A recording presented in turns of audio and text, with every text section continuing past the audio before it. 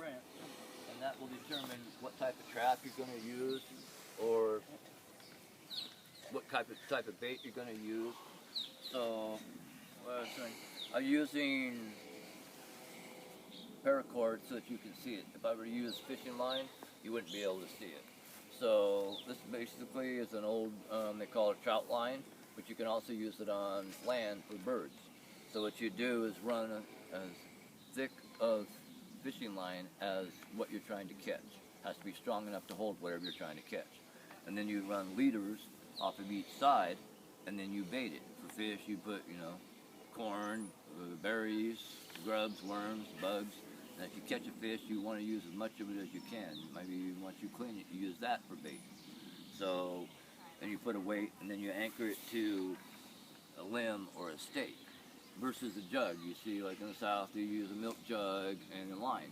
Well, if you're trying to survive and look for food, maybe somebody else is too, and they see that jug floating in the water, that's just an easy catch.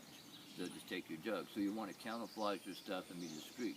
As you're going in to set your traps, you want to use a different route every time so that you're not packing a path and somebody just has to come along and just follow your path and pick up all your stuff.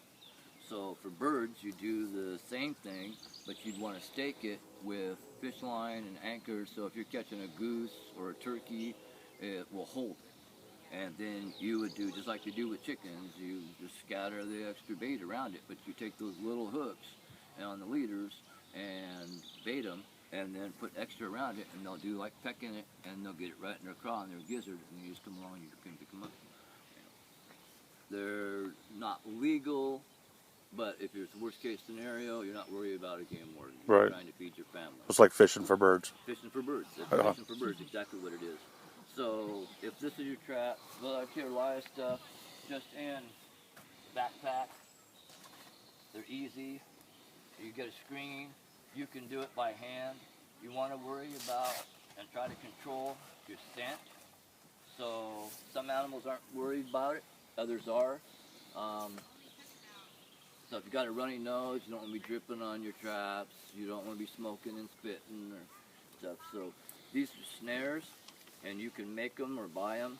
You can use piano wire. You can use guitar string. Is real handy because it already has an eyelet, and you just run it through the eyelet from the guitar string. If you want to go primitive, you can take willows and peel them and braid them and use them while they're green, because once they dry out, then they become brittle. So this is a pre-made one, and it has a one-way cam on it. I'll move up closer so you can see it here a little bit. So what this does is when it's relaxed, it allows slack. And so depending on the size of the animal is dependent on the thickness of the cable and the size of the loop. So a rabbit or squirrel or something like that, you can put them on a tree limb. I've caught squirrels on a tree limb, and you hang it from the bottom. So once they get caught in it, they fall off the limb and gravity does the rest. Right. And so when an animal gets caught in it, what it does is it slides and then it won't go backwards. So when it reduces down, this goes into an L and jams against your cable. And usually a lot of animals, when they get caught, especially the wild ones, they'll twist it up anyway, and it's a one-time use. Or you might use it again, but it won't make a nice loop, but you can use it to extend your next one. So if you have your trail, you might run the anchor or a drag, you take and run it around it, and pull it through, which is similar to what's set up over there. So that could be a tree, or it could be a stake, or it could be a log. They'll be out of your way. And then depending on the size of the animal, you would make your loop, and it would sit with your trail.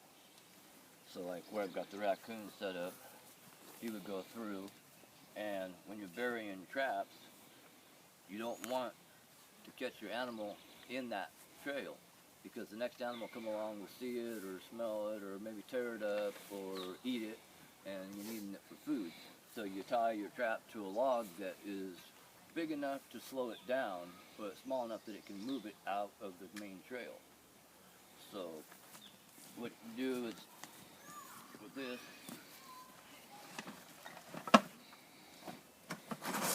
are what most people are used to seeing in the movies, and when they think of mountain men for trapping.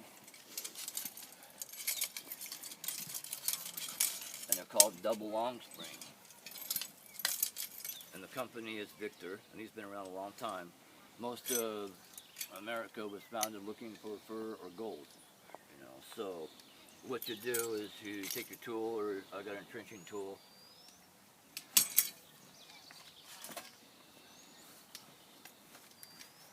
And we dug this out yesterday, so it's all fresh, but it rained, so it's a little harder to sift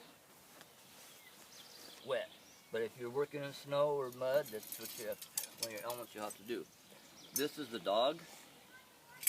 There's a little slot right here, and this is your pan. And you put that inside it. So stuff like that.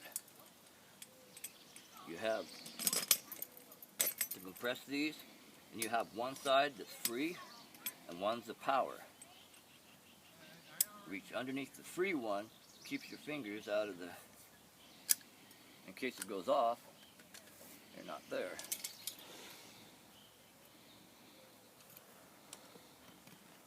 And you set it, pack it, so that nothing can get up underneath it, and it's stable. And I usually try to set on a trail to whatever, depending on how wide the trail is and what you're after. Then you take, sorry.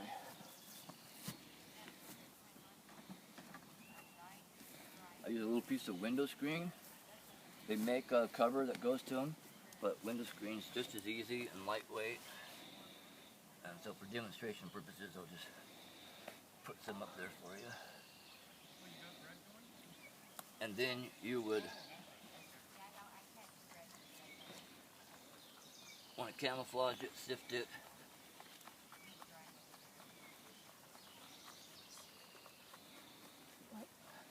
So that it's all covered, and that helps keep snow. And if you get this set and you get so much dirt or so much weight on there, it'll go off by itself. If it rains and your dirt, it'll push down until it finally goes off. Is that why you sift it? Yeah, that's why I sift it, so there's just barely any over there, and it's also off of the pan. And then this is your trail. Like I said, it might have one here, and you can, if the trail's real wide, you can put logs or rocks, and you make like a funnel or a fence, so you narrow it down. And everything likes to take the path of least resistance, you know, from us to water to animals. So you can take, you put a stick, and they're going to step over it. And you can build fence or guides with rocks and brush and move it out, so when they step over it, it'll be like that.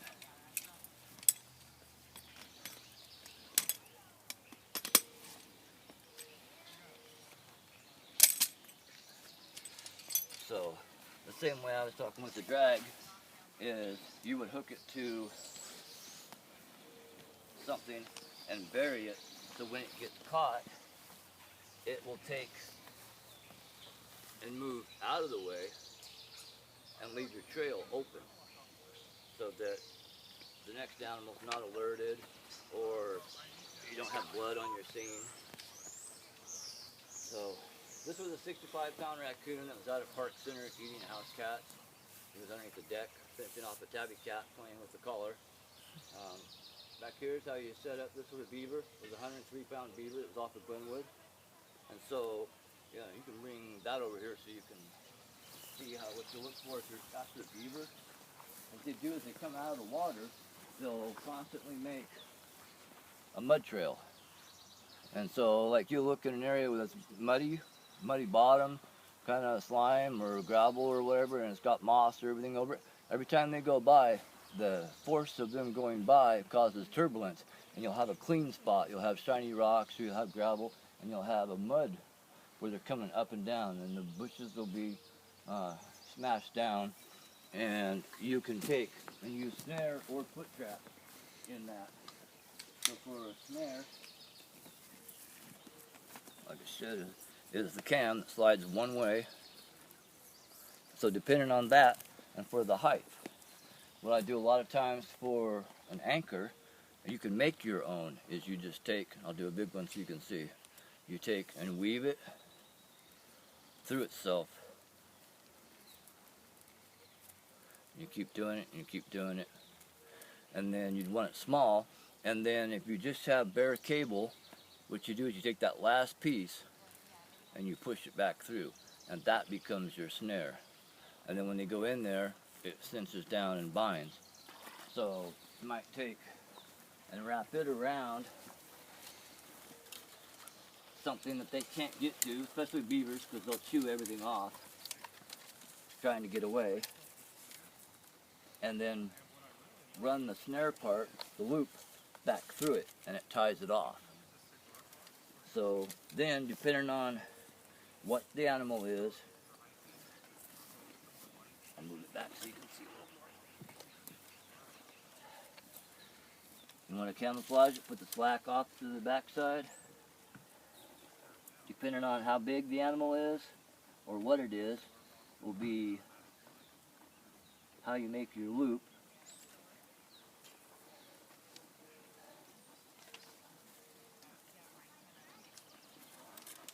So, and they're about, whoops, show that. They're about 2 hands high. I keep bumping it, there we go. So they're about 2 hands high, but sometimes the beaver will have a stick in its mouth, so it's like a square peg going around a hole. So you can take and force them by, again, making them step over. So they'll step over that, and you leave it part way up, and then they'll step in there by the foot as they're going, and they'll drag it, and it'll close down. And then again, it'll lock and won't come back. So for survival, some of them have that you make, they have an S hook for deer. So if you catch something you don't want to, it'll pull that S hook open and let them go for doing damage control. But for survival, you wouldn't want to. You'd want one that's like this, that's solidly attached. So you can catch deer usually by the foot. You wouldn't want to try and do it by the head, because you catch a buck, you're going to have him by the antler, and you're not going to be able to get close enough to do anything with him. Firearms are wonderful. I love them. I've grown up with them. But as a survival situation, it'd be your last resort, because you'll give away your location. They'll know pretty much what you're shooting by the sound of it, and you might scare the other game in the area. So everything they're learning here is a worst case scenario, last resort. So use archery, use trapping, use snaring. You can't use poison, because if you're using poison and you want to eat it, you won't be able to eat it. So we'll set that.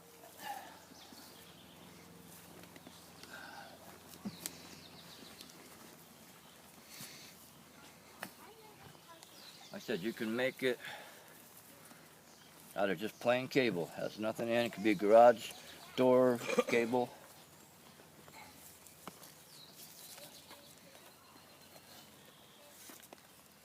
And nothing on either end. And you make your own anchor. You put it around something, and then you would take and weave it, or you make your loop like I showed.